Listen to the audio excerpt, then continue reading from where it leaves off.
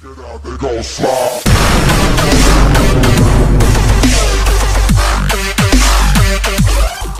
Welcome everyone. This is fourth episode of Echo Teachers.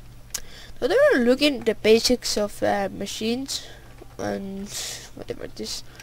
I freeze the Pokemon because they are awesome. Yeah. The first one you wanna make is Unwell. You can make it with 8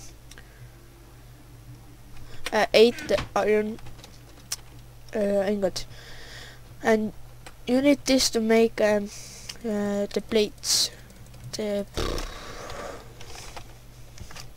aluminum plates, and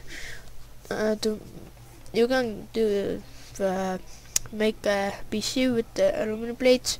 You need 6 aluminum plates, 1 redstone lamp, 1 glass panel, someone, and 1 redstone. And you can also make a healer. Oops, wait, I forgot. You need 4 aluminum plates, 4 iron ingots, and 1 diamond to make healer. This will heal your Pokemon. This will, you can like put your Pokemon away. I'm not going to do it. And yeah, as I told you, you can make aluminum plates with that.